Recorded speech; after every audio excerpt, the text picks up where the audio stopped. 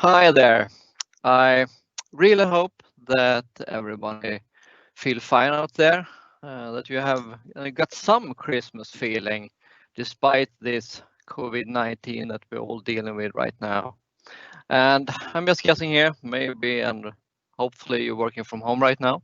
And what couldn't be better than spending an hour this Friday morning or forenoon with Onevinn on this webinar?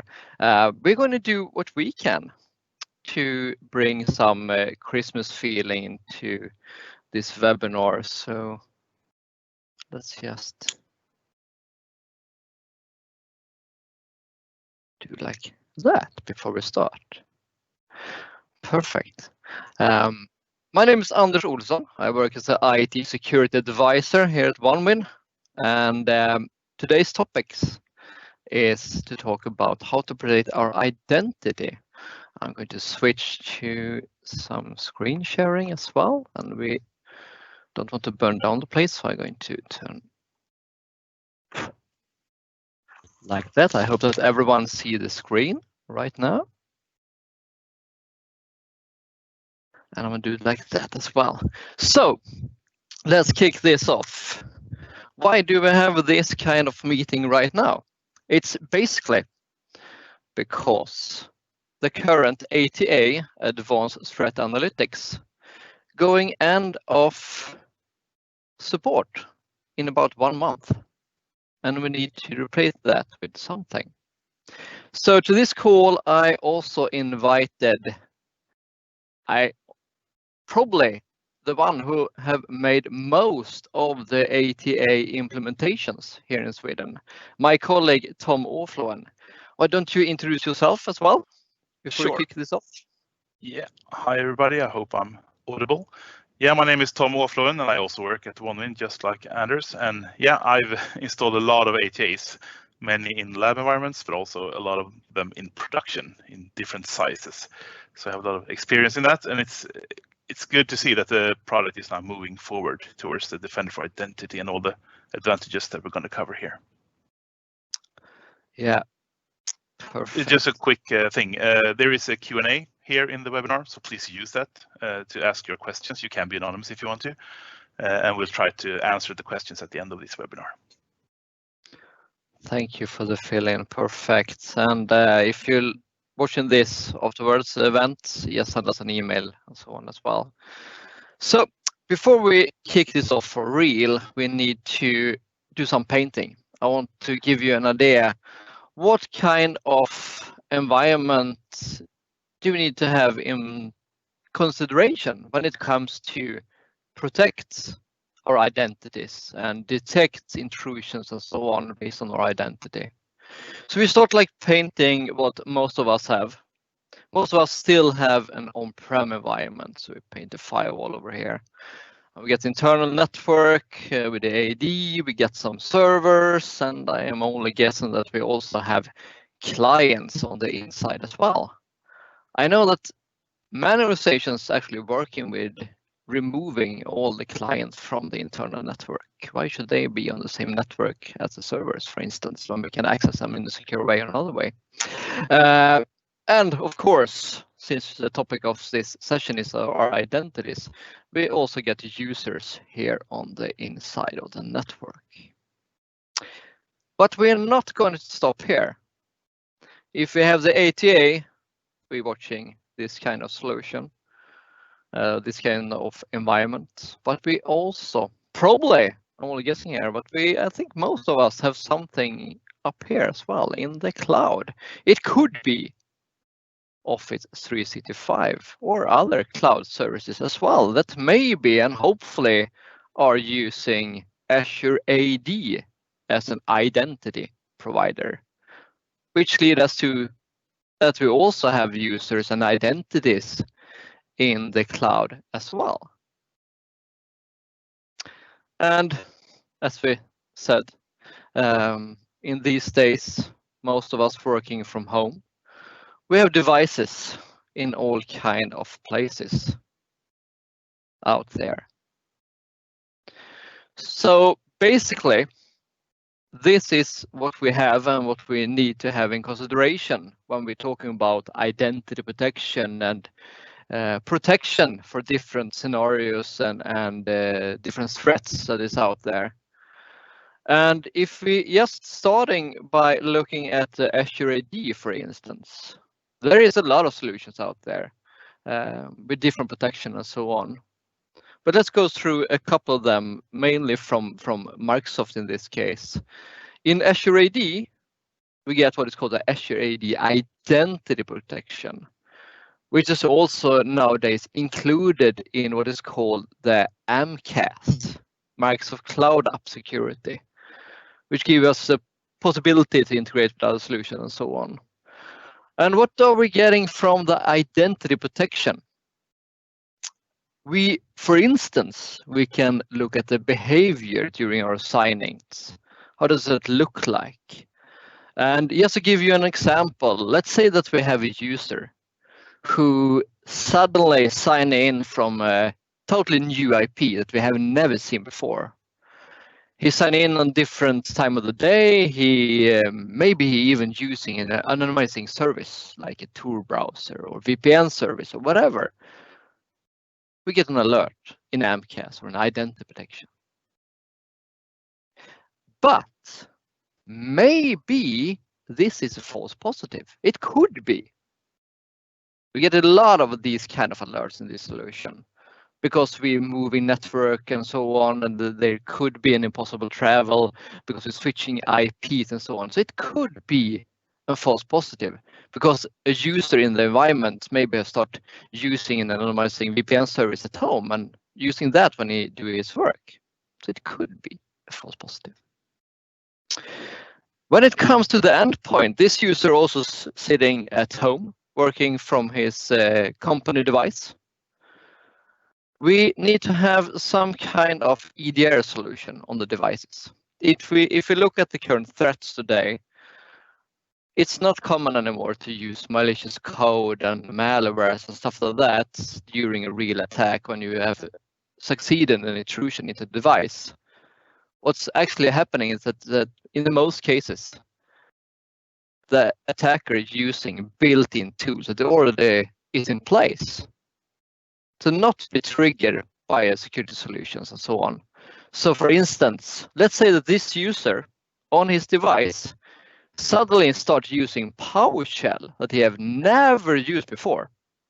And this user also starts using quite complex and advanced and maybe vulnerabilities PowerShell commands. This will be triggered by the defender for endpoints on this device. And this EDR solution is built into Windows for all kind of devices, servers. We also see that it's have been released to Mac OS. It's going to be released for iPads, iOS, Android, and so on. So hopefully, in the end of next year, we will have an IDR solution for all platforms to be able to trigger on behavior. But again, all kind of security solutions can and have some kind of false positive. Maybe this user who also started using an anonymizing service have gone to a PowerShell class where he have learned a lot of new PowerShell commands, and he tried to do some red team actions against his environment. Maybe this is false positive. It could be. So let's go through. We have a lot of security solutions, and we have different scenarios how we behave in the environment. Another thing is that how do we behave in Office 365? Let's say that this user are writing a document in Office 365 in Word Online, for instance, and they suddenly start downloading files from Office 365 or maybe other third-party solutions as well that we're also monitoring with MCAS, where we get a log and alert about this. So this user are behaving strange in the environment, extracting data and so on. But again, maybe this user are using and planning for working offline and so on and doing stuff. could be the case. So then it comes to the on-prem environment where we have the ATA before. And he signed in to the AD at Saturday night. This user starts using new services, new apps, and so on in 2 a.m. in the night by his account. This will be triggered by ATA if you have that in place, but also with Defender for Identity. So, and yep, let's say maybe this guy have a new role at the company. He planned for a trip and need to go to work to download some files to have on his machine before he kick off to the new role and go for a travel. Could be, maybe. And if we looking at the Office 365 solution, we also get what is called the Defender for Office 365. So let's say that this user also taking highly confidential information that is sending to his private email or somebody else. And he have conversation with people in a strange way and so on. Yep, maybe it's kind of schizophrenic or something. He doing stuff that he normally doesn't do because he have a new personality. But yeah, regarding to that, if this is the case, maybe you should look at the inside risk management. That is also a new feature that come to Microsoft 365 and the compliance portal. But what I will come into in this case, all these kind of solutions can trigger on different action and how we behave in the environment. And they could have false positive alerts.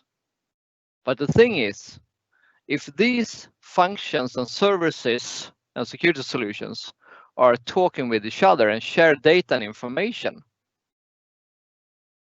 if we see a false positive or we see an alert in some solution because they behave differently in the Azure AD, but we also see that the same user behaves strangely in the local AD, I would say that this is not a false positive. So that leads to one of the idea why you want to look at the Defender for Identity. So what do we actually have with Defender for Identity? First of all, we get a proactive security posture, which gives us a possibility to detect vulnerabilities and also help us to reduce these vulnerabilities. We get a real-time detection on threats that's happening in the on-prem environment for known attacks, I would say. And we also get an easy way to investigate how our user behaves in the on-prem environment. And one of the biggest difference, and if you compare to the ATA, that's also have a good way to investigate only what's happening in local AD, but with Defender for Identity, we also get automatic response. We can actually do something automatically based on how our users behaves in the on-prem environment. And it's a cloud solution with continuous updates and so on. So if we go into the detail, what we're doing here, first of all, we inspect the network and the traffic to all domain controllers. In the same way that we have with the ATA solution, we're monitoring the domain controllers. And as soon as we access anything in the on-prem environment, we will inspect and look at the NTLM, Kerberos, LDAP, and so on, see how we behaves in the network. We get a security events from the domain controller, everything from the event log that is related to this, we will get that as well. And one of the greatest feature, we can see how we behave. In the same way as I told you before, when it comes to the clients, the current threats that we have today and the intrusions that we see and so on, is a key factor to also look at the behavior. When do the users normally sign in to this machine? When do we normally access different services and so on? And also, we get a cloud-based real-time detection based on threats that we've identified in other solutions as well with this. So during last year, there was a couple of integrations. For instance, Defender for Identity was integrated to what is called AMCAS, Microsoft Cloud App Security, that we just mentioned.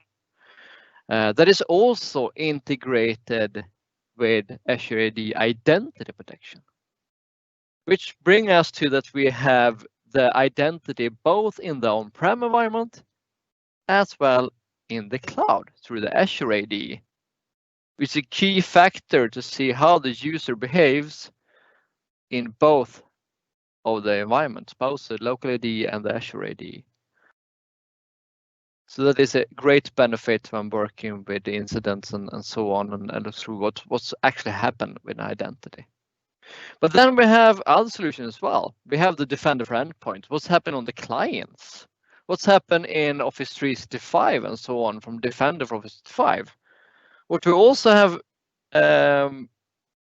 actually released in the last month is that we integrate this more and more with the new Microsoft 365 Defender solution. They get signals and alerts from all kind of solutions, which also gives us automatically response, automatically created incidents that helps us to act on these different behaviors and signals that we're getting from all these kinds of solutions. So if we go through the whole concept of prevention, detection, investigation, and respond, what can we actually do with this? When it comes to prevention, Tom, do you want to mention something about prevention stuff? Yeah. You can click to the next slide, to the next image. There are different threats and areas we have in our environment that we need to look at. And one of the vulnerabilities we can see is clear text authentication, and this is really common. We often see this. In fact, we saw it so often that in the previous versions of ATA, these clear texts were actually alerts, but so many customers had so many alerts. So instead, they actually put that in a report instead because it was so common. So that exposes our passwords basically. Yeah, next. There's also a big risk called unconstrained delegation in Kerberos. If you want a computer to impersonate another user, which is fine if he accesses a web server and he needs to access a backend SQL server, for instance, then you use Kerberos delegation. You should really use constrained delegation, which limits that power, that permission for that server to that specific resource. If you have unconstrained delegation, it's a big risk for impersonation that wasn't intended. And the last one is legacy authentication. You should really not use old protocols because they have vulnerabilities, and even if new systems are using newer protocols, perhaps the bad guy can trigger older protocols in a way to do an attack. So we should also keep track of that. So in the next slide, you see, if Anders can click, please. There we go. Yeah. You can click again to make it bigger. Here we see the identity security posture. Basically, the Defender for Identity is looking for specific improvement actions that you should do. And examples here, we have clear text as one of them. We have old protocols, Kerberos delegation, the ones I mentioned.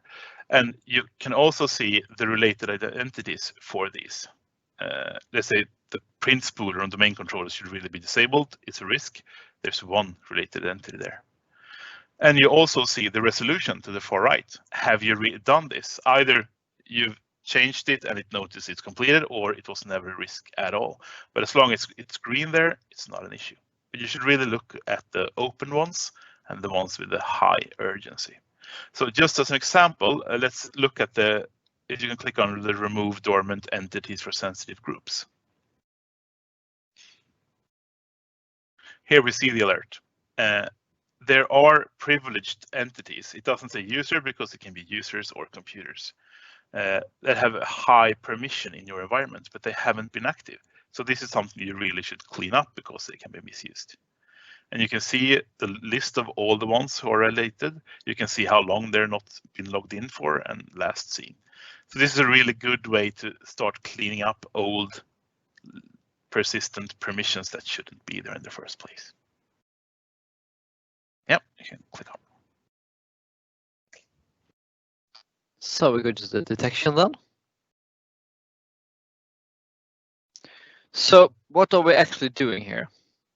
For instance, we're getting alerts in the defender of identity from different services.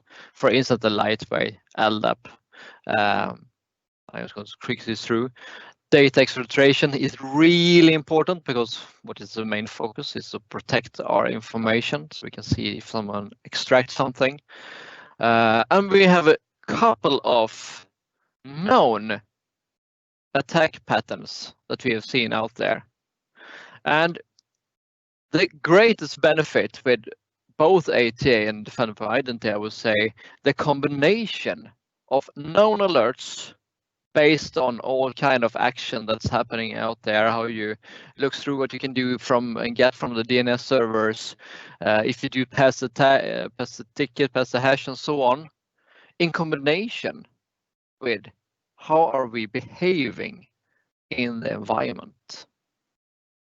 The key factor is to get both of these into the same solution. So just some example what we see when an end user doing stuff. For instance, when you log into something, as soon as you log into your device and you out into service, maybe integrated education that's the user never see but's happening in the background, as soon as you authenticate to something in the on-prem network, we get a log of that. Who accessed what? So we can see remote connections, all kind of access, and with help of the integration with Azure AD and what we're seeing out there, we can see access to cloud application as well. The user to SharePoint Online sites, the user agent locations and so on. The mailbox behavior, really common during attacks. When you hijack the account, you take that mailbox, you put forwarding on the account. So for instance, if the password is changed with some solution that uses the same mailbox as password reset and so on, the attacker still got it. And we look at failed login behavior, not only in the on-prem environment, but also in the Azure AD environment. So, okay, how do we investigate this? Let's look at the portal itself. What do we have here? For instance, we get a secure score, a priority score. And in this case, we see a user, his identity risk level high, with a secure score at 127. That's compared to other identities in this tenant is a really high one. And where do we getting these kind of secure and priority scores? If we look at events that we're getting, you see that we have events both from behavior in the on-prem environment, but also in this case, we have a mass download, probably through SharePoint Online, Teams, OneDrive, that escalates the priority score all the time. So in this case, you have a user with 798, really high one. But the key factor, we're getting alerts from the behavior. Remember the first slide that was painted. We get alerts for all these kind of services, which is the key factor to actually see if something is going on. For instance, here we get a suspicious brute force attack. Okay, we have the possibility to see what kind of devices is included in this, and we get users. We get 44 accounts. We need to do something. We need to investigate further to see what's actually happened here. We click on this and we get these 44 accounts, but we also get the investigation priority. As you can see here, we have the first user 250 compared to the Fry, for instance, the 9. Apparently, Advent have been doing more stuff and more security-related stuff that we need to investigate further. So, and if we look at this one, you can see an example that we can see what's actually happening out there, both from the on-prem environment. It's telling us Azure ATP, the new name, Defender for Identity, but we're seeing events both from the on-prem environment as well as in the cloud. So another example, you see that we get logs from Office 365. You're doing something by adding a user into a group. You're doing a sign in with their local ID. And this is normally, and in all cases, when there has been intrusions, the first question is, what have this user been doing? And back in this was a huge work, collecting all kind of logs, if you even had logs, read through them, try to filter out what's really critical and so on. Here we got it. Everything in one place, which is a key factor to a really limited time to prioritize and make sure that we have something is going on here based on different actions in the whole environment.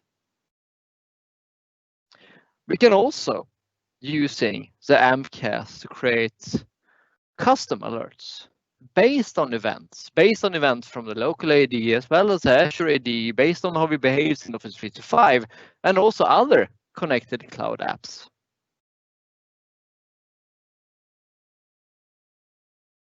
For instance, here we see a couple of events that we're getting directly from the Defender for Identity.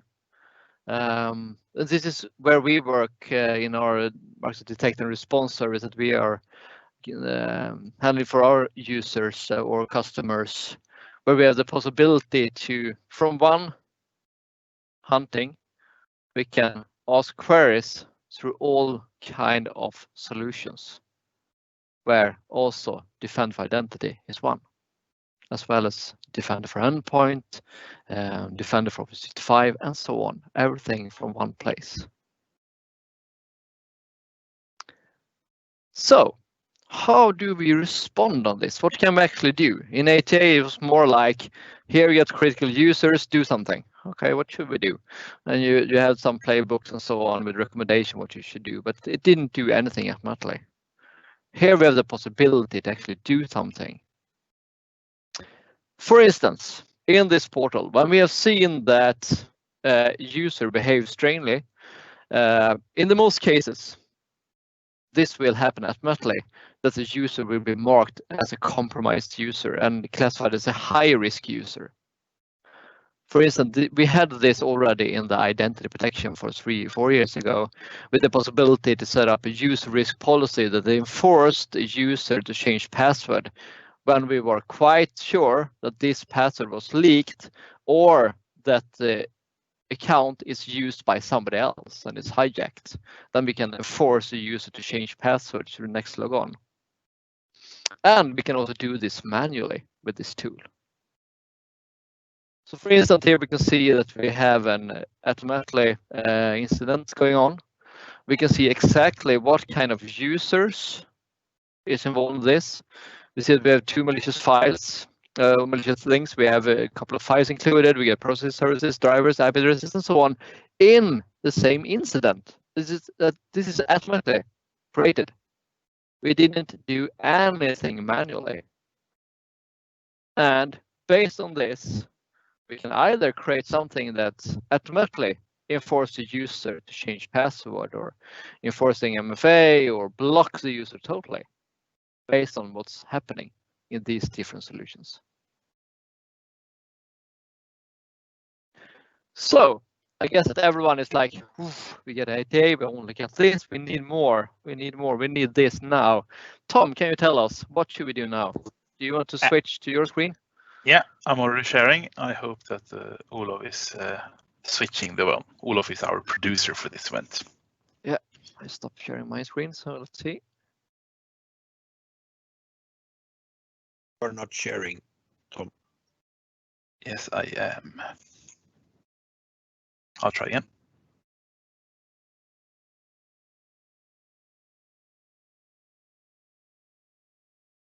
Yeah, we see it. Yes, great. Perfect. So if you already have advanced threat analytics, you need to prepare for moving to Defender for Identity if you want to keep using this feature, because it is out of mainstream support in just next month. So how do we move? Well, the first step is that you need to create a so-called instance of Microsoft Defender for Identity. And that's really super simple. You basically go to this link, sign in as your user, and you will be asked to start your Defender for Identity instance. A really simple wizard clicks you through, next, finish, basically. And then you're asked to configure an AD user account here. This account will be used by the sensors installed on your domain controllers to access the domain and ask and do name lookups and look at things. And the great thing with this account is that it doesn't need any kind of special permission. You can just create a new account, next, finish, and that account will work here.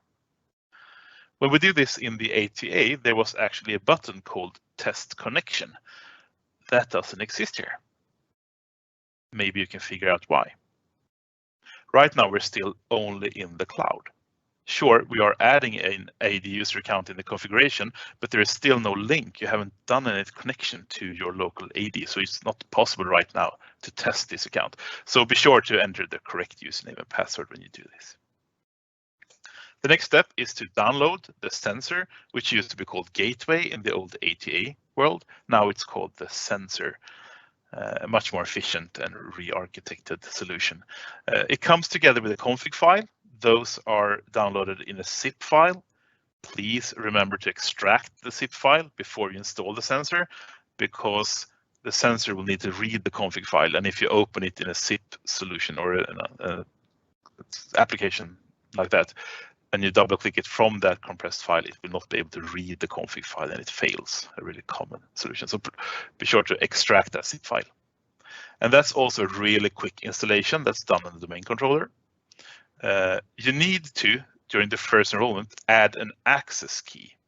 And that access key is shown at the end of the instance creation here.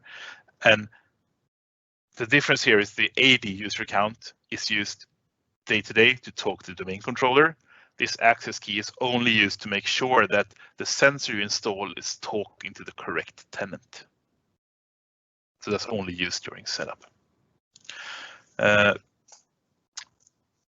Yeah, you should only download the sensor first of all. Before you install anything, you should uninstall the ATA gateway on the domain controllers, right?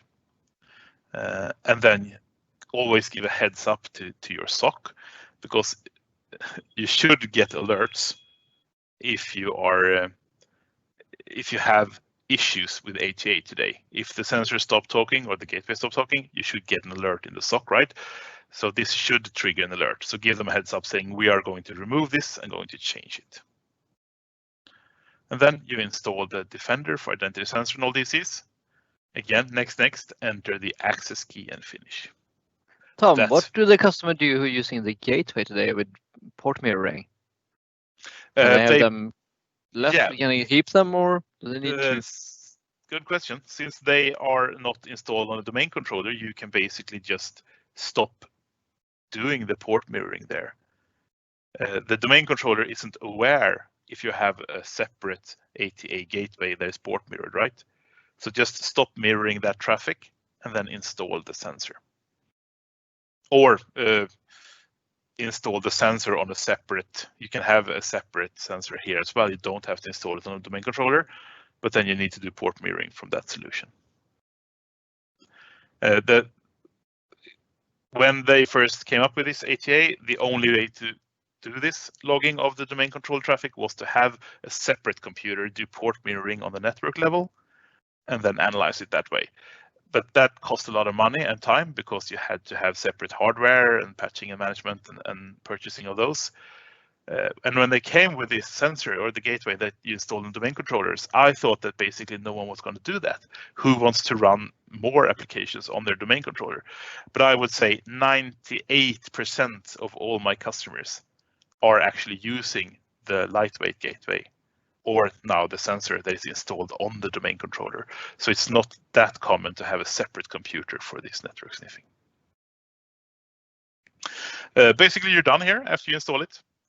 Some things to know: you cannot migrate data from ATA to Defender for Identity, unfortunately.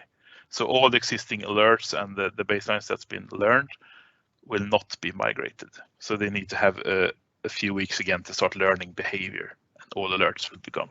So keep that ATA center. Remember, we only talked about managing the ATA gateway, which is reading the traffic. We haven't mentioned the ATA center, which is storing and analyzing it. So you can keep that center computer if you want to have it as a reference. If you don't want to have the hardware, but still want to have a possibility to look at it, you can just back up the MongoDB that is used. Then you're going to have that data indefinitely. You can read more details about this on this link if you want to. So to recap then, what are the differences between these solutions? Well, the new Defender for Identity, the big thing we need to realize is there's no scaling limitations. When we rolled out ATA, we needed to do some performance testing, some measuring, buying hardware, dependent on the how many packets per second, so on. We don't need to care anymore, right? You can have thousands of domain controllers. You don't have to care because it's a cloud solution. The sensor is also re-architected from scratch.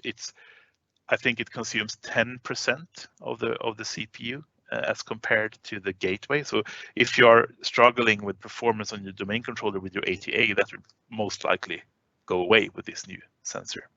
It also does event tracing for Windows and such to read more data. It gets updates all the time. It's improved weekly, at least, sometimes even more, both detections and also features. It also has user entity behavioral analytics capabilities, which sure ATA could do that as well, but here you also get a priority scoring, which means that you can look at the right user the first, right? A lot of people can have different alerts, but I want to know which one is most at risk. And since, as Anders mentioned, this priority scoring is also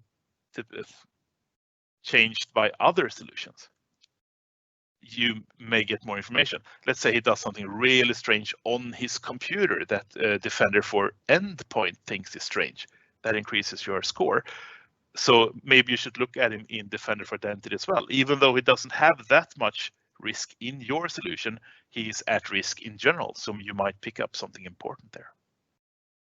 And the identity security posture that I mentioned, you can see misconfiguration, exploitable things. That is added all the time. New things are coming there when they see it. It integrates with cloud solutions to get this unified view, right? As Anders said, if it does something locally and then does something in exchange online, you can see that in the same context. So you can have the advanced hunting as well. If you compare that to ATA, great solution, great product, but it doesn't scale very well, right? You need a computer with quite a lot of RAM and storage to manage it. The maintenance required, you needed to actually install updates manually, no features on the fly, and really dedicated hardware to do this. Now it's a cloud story. The mainstream support, again, it's January 2021, which is next month. You can have extended support, but I would look into really migrating to the new solution. Do be aware that there is a different licensing for the new one, but look into that because it's really worth it in my opinion. The ATA was on-premise only again, and you cannot have this user priority score to see the whole picture. I want to highlight one thing here: the continuous updates that's coming from Defender as compared to the manual maintenance required for updates.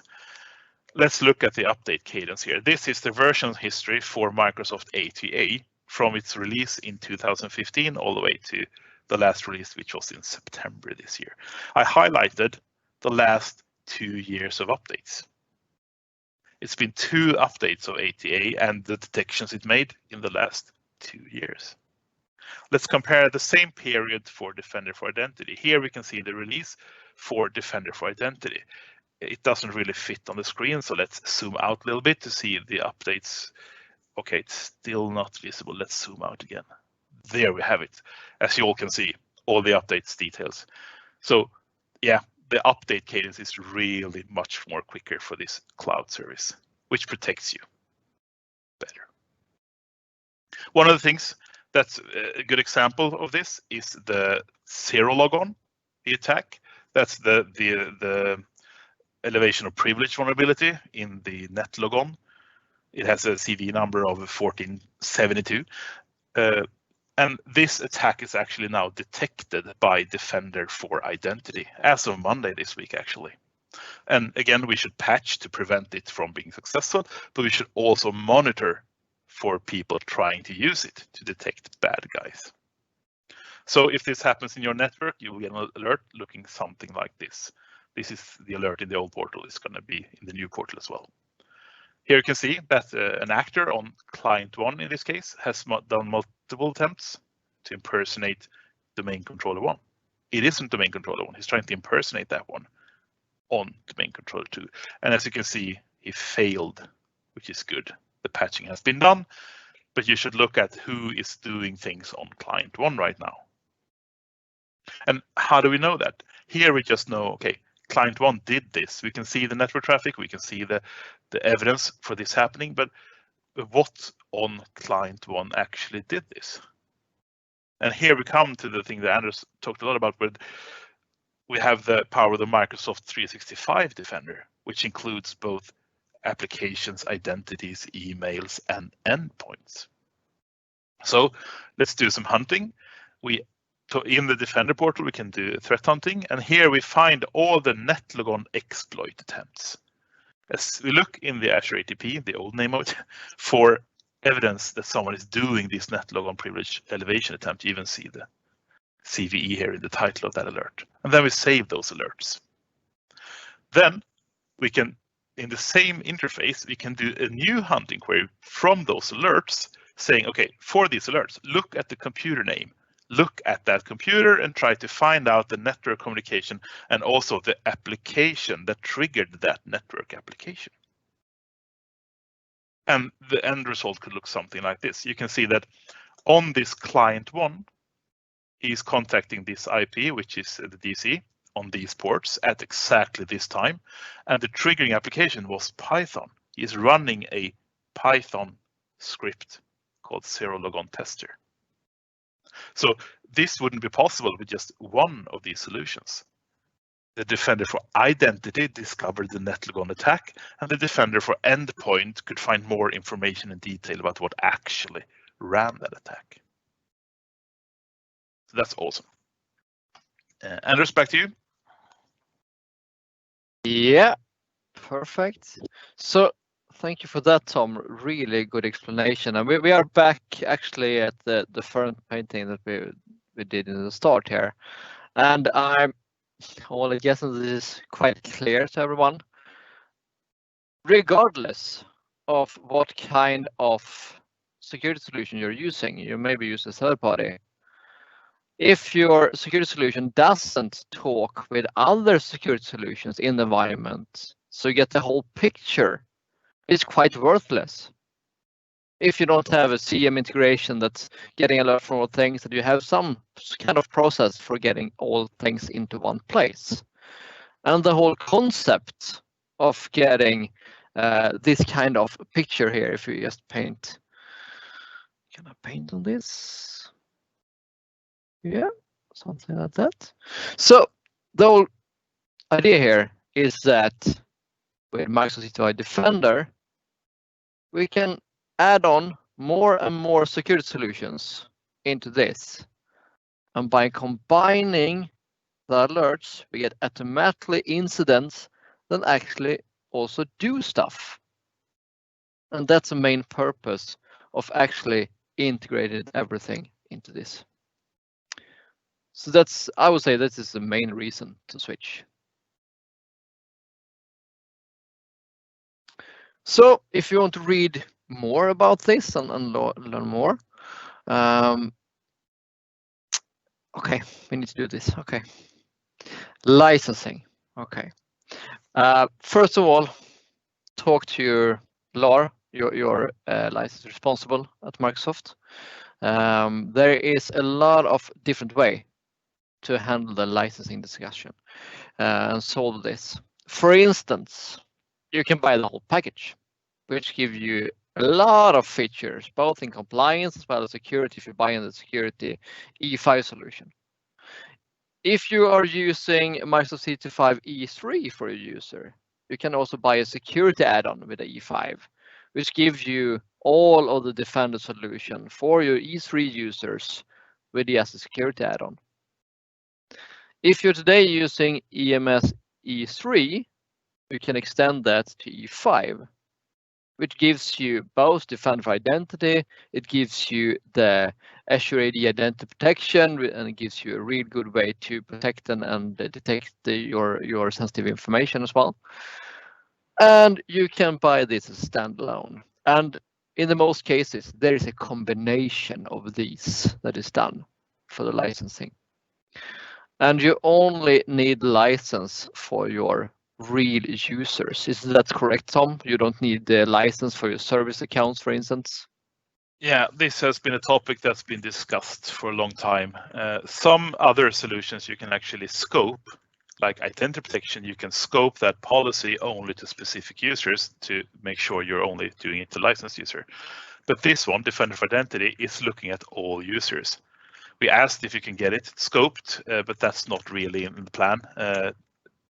But what they say is you only need to license humans, actual users. So if you as a user have 5 accounts, one for admin and one for running scripts or whatever, which shouldn't run as users, then you only need one licensing for that. So look at the humans that needs to be licenses. Don't just do a count of all your user names in the AD for that. But again, be sure to talk to your license reseller. Yeah, and again, Defender for Identity, in the same way as ATA, is a product to protect your on-prem identities. So you don't need to buy a license if you have a cloud-only identity, for instance, when it comes to identity, Defender for Identity. So, and also we have one more slide if you want to read a little bit more. Can I switch?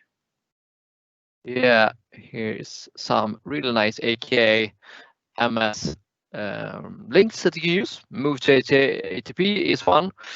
I guess that the new name is too long to have a short link. Move to the Defender for Identity. Yeah, it's a long one.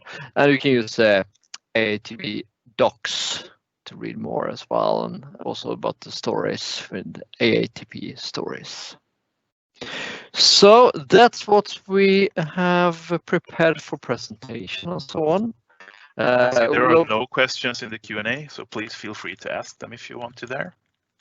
Yeah. This is a live event, so unfortunately we cannot take live questions because it's delayed half a minute. But please write in the Q&A if you have any questions or contact us directly. And if not, we give them back 10 more minutes this Friday. Right. We should prepare our own questions so we can do if people aren't asking things.